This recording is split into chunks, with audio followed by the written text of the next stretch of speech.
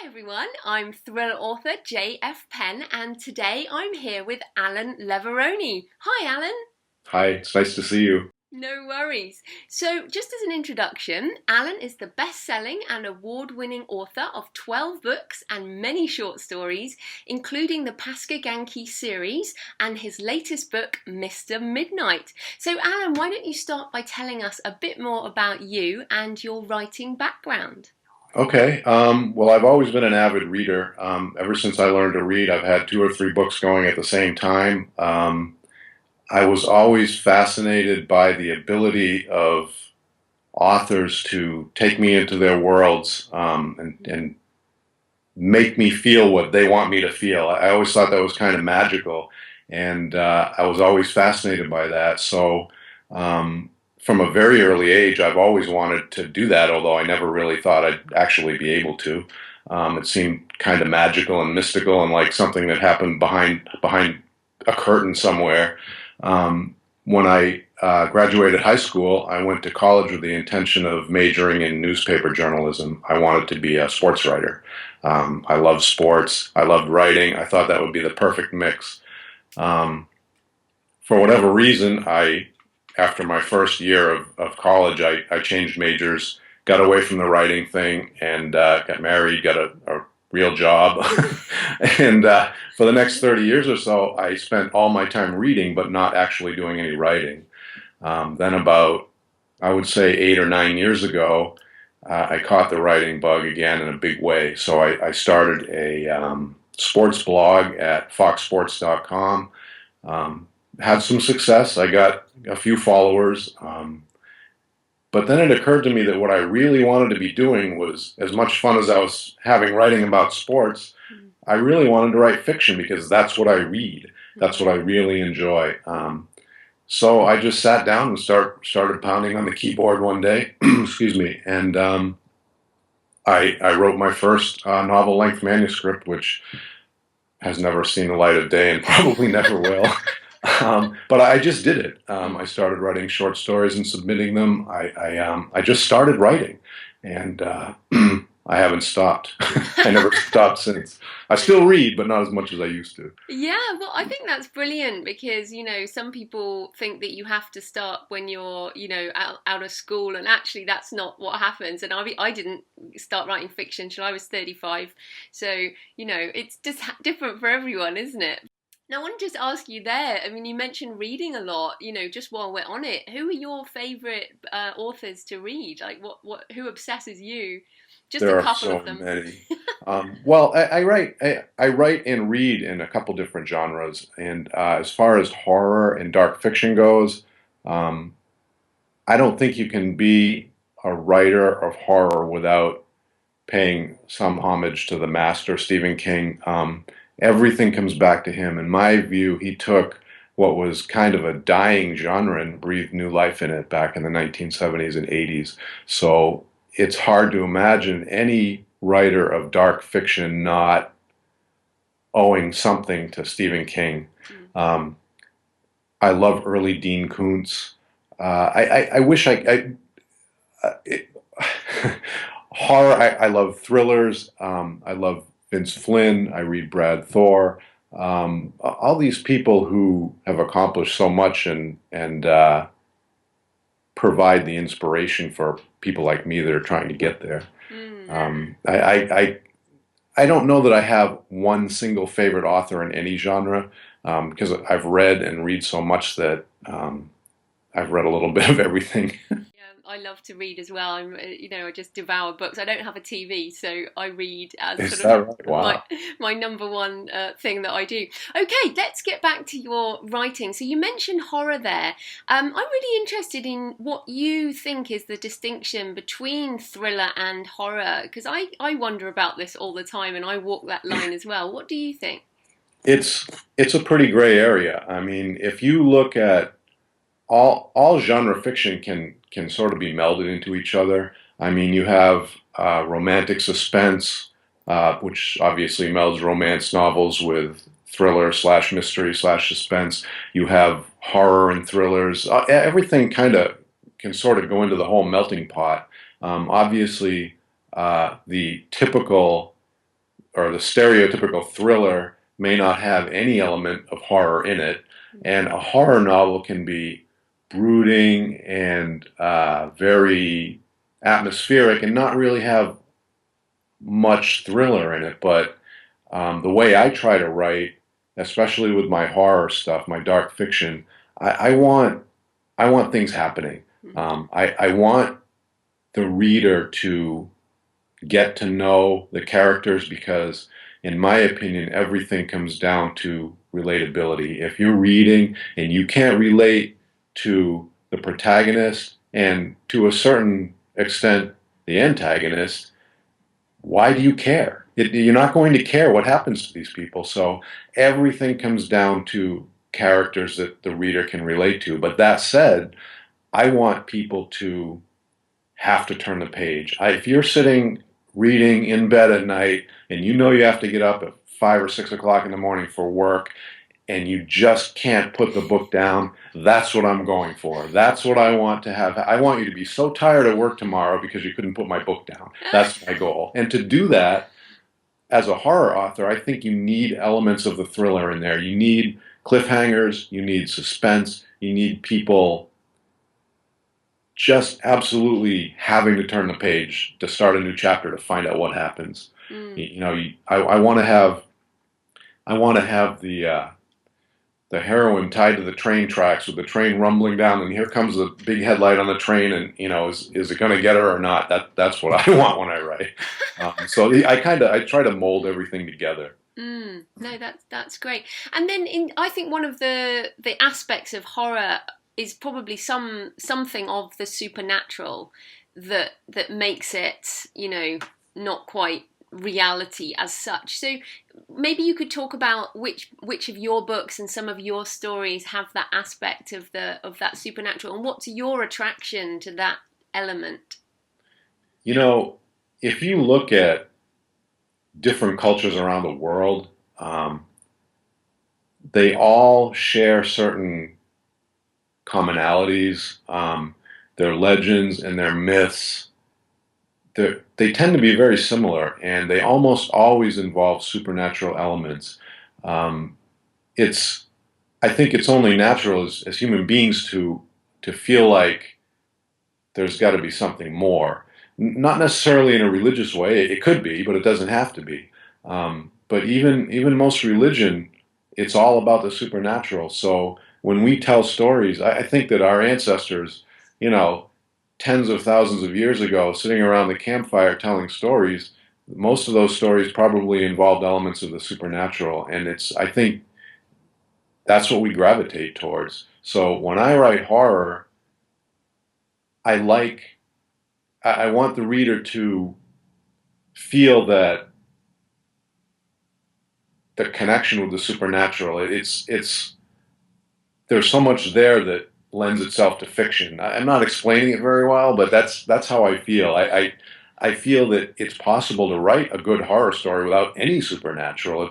It's been done plenty of times, but I tend to gravitate towards something else. Yeah, no, me too, and I like that aspect. I think that's interesting.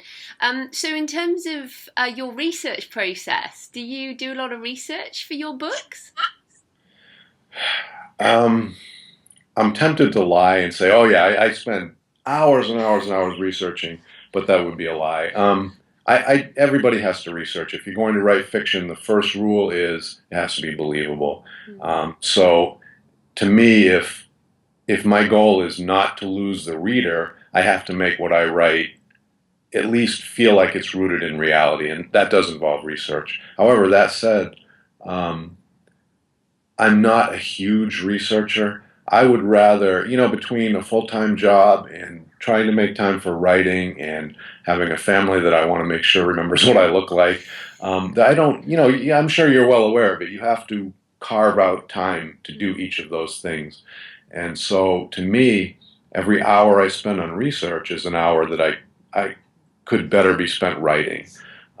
So I try to, my goal when I do research is to lend enough realism to the story that you as a reader are not taken out of it because it's simply not believable. I want to have enough realism there that you feel yes, this could actually happen. Hmm. That once I've done that, I stop unless I find a topic that's really fascinating. But I basically I skim. I want to research enough to know the basics about a subject. I'm not looking to become an expert in anything. And most people that know me will tell you I'm not really an expert in anything. No, that's fantastic, and it's interesting. You mentioned your job there, and I'm fascinated because you're an air traffic controller. Is that right? That's right. Yep. Which is awesome because aren't you meant to have this amazing brain that does all this crazy stuff, and like you're responsible for all of this world up there? It just sounds so exciting, or is it just not? Well, no, it can be. It's like anything else. Any job has its moments. When people find out I'm an air traffic controller, most of the time they go, "Oh, isn't that very stressful?" And Mm, it can be. At times it is, but selling used cars can be pretty stressful too at times, or being an accountant, whatever. All jobs have their moments. And really, I've been doing it for so long. I got hired when I was 22. It's all I've done if we're talking about real yeah. world stuff. My whole adult life, it's the only thing I've ever done. So it's pretty routine most of the time. To me, I've Mm. been doing it for 30 something years, and I love the job, um, but it's pretty routine for me most of the time. So I imagine you sitting there with like all that, computer with all these little planes on, and you're actually just making stories up in your head. Do you think about that at work, or is it you can't? No, I do. It depends how busy it is. If I have a lot of airplanes in my frequency, then I'm pretty much only thinking about the aviation stuff. But if it's slow and there's nothing going on, I've done plenty of plotting while I'm at work. It's not, like I said, most of my job when I'm at work is pretty routine. And while I'm, I'm giving my attention to the airplanes. Hmm. If there's not a lot going on, there's plenty of time to consider what I want my bad guy to do next. It does happen. I love that, and I'm interested. How much of you and your personality and your life is in the characters in your books? And Um, I think that, and you could probably answer this question maybe better than I could, but as a writer, your only perspective is your own. You can research till you're blue in the face. You can, interview experts in the subjects that you want to write about. You can talk to people. You can watch documentaries. You can read. You can do all this stuff. But ultimately, when push comes to shove and it's time to sit down at the keyboard and start typing, the only perspective you have is your own. So, as much as I hate to admit it with some of the horrible characters I've created, I think that I'm in all of them, no matter how good or how bad they are. Obviously, especially if you're writing fiction, you're going to amp everything up. My life is pretty boring for the most part, so nobody's going to want to read about a good guy who doesn't do anything. But once I start developing these characters and putting them in situations, the only perspective I have to fall back on is my own. So I think that I'm in everybody I've written, just as you're in everyone you've written. It all boils down to what's in your head, and you're the only one in there. That's how I look at it. yeah, but that's an interesting point because I get a lot of feedback like, how do you write such horrible murders when you're such a nice person? And I get the same thing. Well, except for the nice person part, but I do. so, what do you think? Why? How do we do that when we're obviously not living that life? You Or why know, do we do it? that's a great question. I wish I knew. And I make when people say that to me, I make a joke out of it, and I say, "Well, you should see the stuff I can't write about." It's like you don't want to be in my head, believe me. But I don't know. If I wish I knew the answer to that question, I think maybe by putting it on the page, it stops you from going out and being an axe murderer. Who knows? I don't know. But, I'm like anybody else. I want people to like me. I think I'm a pretty nice guy most of the time, unless you make me mad. I don't. I wish I knew where it came from. A good imagination, I guess. No, I'm with you on that. It's funny, and I always ask this question because I think I'm trying to work it out for myself. So that's Absolutely. probably it. But tell us a bit more about. I'm interested in the Paskagankee series because I love. I particularly like the title Revenant. I really like that. I don't know why that title and that book cover really attracted me, and I download. I haven't read it yet, but I downloaded the book ages ago because it's such a great title and cover. Well, first of all, thank you. I appreciate that. Anybody that ever wants to read any of my books, I always find it amazing, humbling. Um, I very much appreciate that. Um, but about when the first book that I wrote, titled Paskagankee, it's about a little town in Maine. It's a fictional town, doesn't really exist. It's way up on the northern Maine border near Canada, isolated. It just seemed like the perfect location for things to happen, mostly supernatural things.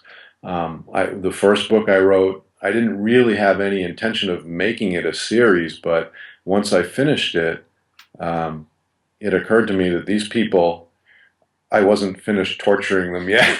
So I went back for more. And Revenant, um, when I sat down to write Revenant, I didn't have any intention of writing a zombie story.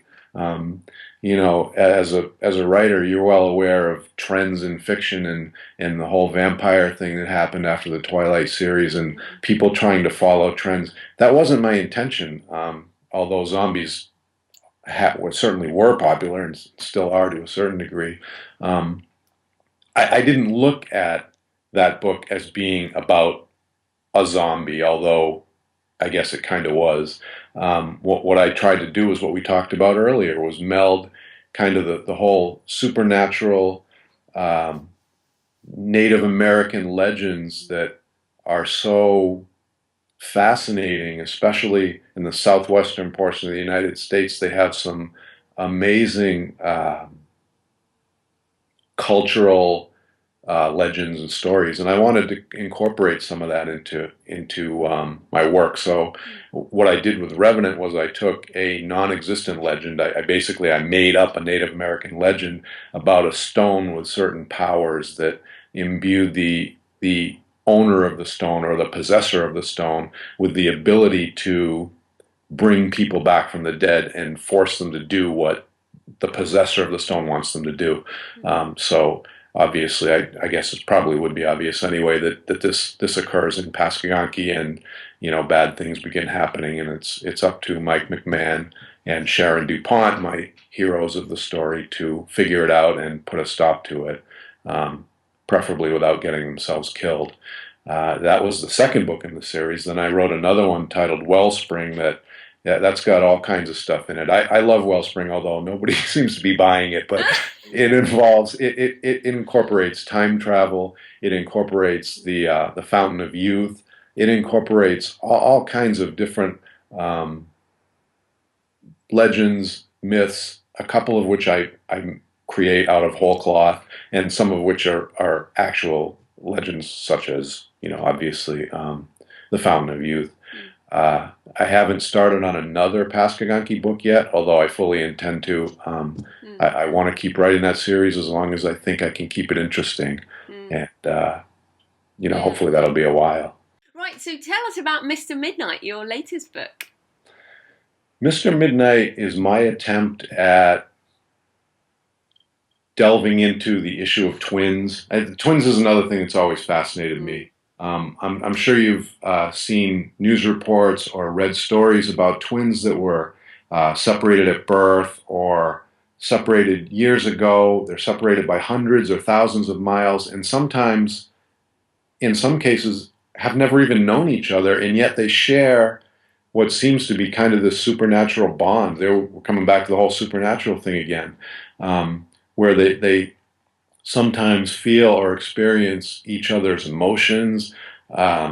They sometimes can share similarities in the food they like, the way they dress. And these are people that, in some cases, have either lost touch or never even met each other. And I've always found that fascinating. So when I sat down to write Mr. Midnight, I wanted to kind of explore the bond between twins. And in my story, Mr. Midnight, I have a 30-year-old young man and young woman who are twins that were separated at birth due to circumstances that I get into in the book. They've never known each other. And my young woman, Caitlin Connolly, she lives in Tampa, Florida. She wants to find out her family history. She doesn't know anything about it. She's never been able to determine where she's from, what her mother and father are like. And like a lot of people in that situation, she wants to learn about it. So she gets that opportunity, flies to Boston, which is the area that I live north of Boston, so I'm pretty familiar with this area. I tend to use this area in my work a lot. And when she gets to Boston, she starts discovering that the closeness to, she doesn't know it yet at the time, the closeness to this other person, the geographical closeness is causing problems for her. And I don't want to get too much into the plot because I don't want to give anything away, but I wanted to explore the bonds between twins, and also, as you probably, most genre fiction writers do, I wanted to explore good and evil, and whether it was possible for an evil to be so great and so pervasive that it could simply overwhelm the good in someone. That was my goal, and I don't, hopefully it worked.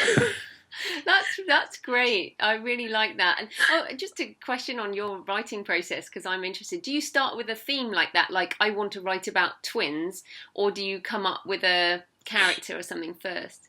It all depends on the book. I've done it both ways. The twin thing was actually suggested to me by my wife. I was ready to start a book. I wanted to start writing. I had finished what I was working on, but I didn't have any ideas. And so she said, "Well, what about twins?" And I said, "That's wonderful," because I love the whole. Me too. I've written about twins as well. Yeah, and then I started thinking, well, where do I go? I'm not going to write a love story or any. I don't know what I do. We don't do So, that. no, I don't. That's not what I do. So, in that case, in the case of Mr. Midnight, it started with a concept, twins, and then I kind of just started building from that. I've written based on a character that I like. I've written in the other genre I write in is thrillers, and in some of that work involves none of the supernatural. They're more straight down the line political type thrillers. And in those cases, what I tried to do was take actual events from history or potential events from history and work from there. So I think that probably what happens more than anything else. But again, it all comes down to characters. If the reader can't relate to your characters, why would she want to continue? So I do try to me, it's important to develop relatable characters, the good ones and the bad ones. Even in Mr. Midnight, I hopefully most people won't relate to Milo Caine, who is the bad, really, really bad guy in Mr. Midnight. But hopefully, if you read the book, you can at least understand why he is the way he is. If not, hopefully you won't relate to him, but you can at least understand him. Yeah. No, that's brilliant. So it's been great talking to you. So how can people find you and your books online? Well, Amazon is the 800-pound gorilla. They're everywhere. Everything I've written is at Amazon. I love hearing from readers. I have a Twitter account at Allan Leverone. I'm pretty active on Facebook. And of course, my website is allanleverone.com. Well, thanks ever so much for your time, Allan. That was brilliant. Thank you very much for having me. I really appreciate it.